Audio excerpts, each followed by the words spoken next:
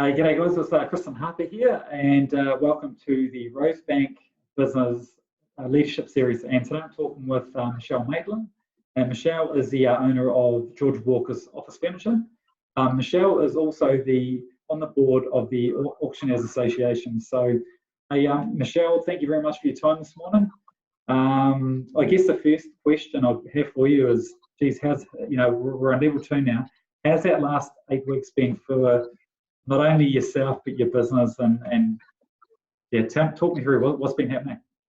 Well, sort of a little bit overwhelming and a lot bewildered, and I think I've been through a lot of roads, up and down, and changes daily, to be honest, Kristen. So, it's been a strong, not only business, emotionally, family, and I felt for myself and you, I was going through sort of different waves of it.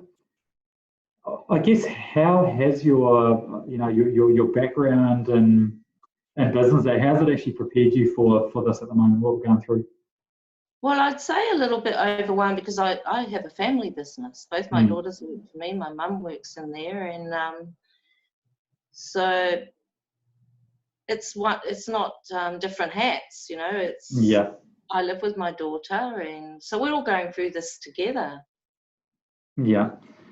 And from here, have you guys been, you've been working through COVID, and you've been doing like deliveries that you were saying earlier, or is it just sort of been a week? My girls have been amazing. It must be from good stock, I say, this entrepreneur gene in us, because I have never been prouder. How compassionate, that's cool. Caring, the time they've put in, the ideas they've been coming up with, the social media. I'm grateful to say they're much better than me.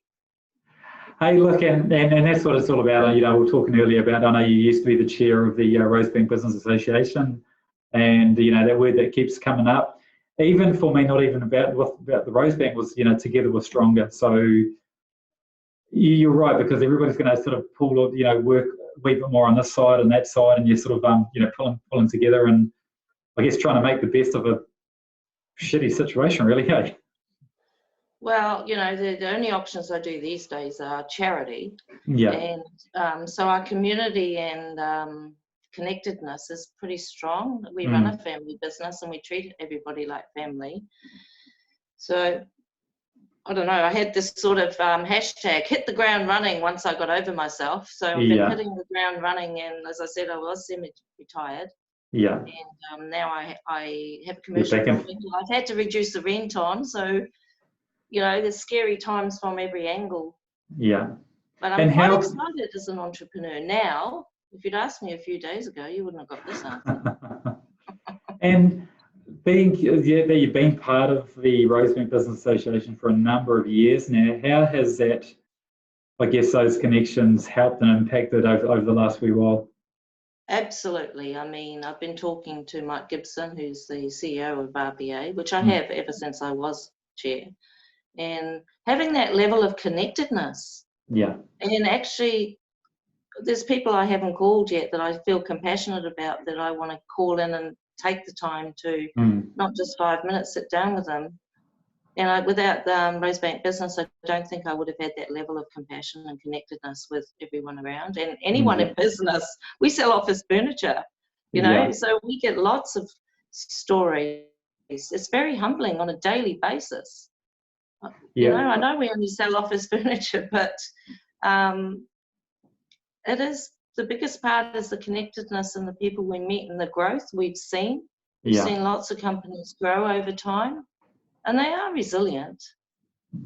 And you're right, it's all about those connections, it's about those relationships, because at the end of the day, we're all human, we've all got the businesses, and if somebody's going through a bit of a hard time, that's the great thing about the association, is being able to have those conversations, share what's going on, and then talk about that growth. And it's been cool on this series because a lot of the feedback that I've been getting is that this has been a really good time to push the pause button, look at how we can do business a wee bit differently, and then from there, how we can grow. So it's I was talking to somebody about it the other day, and it's like this whole thing has been like a pattern interrupt for the world.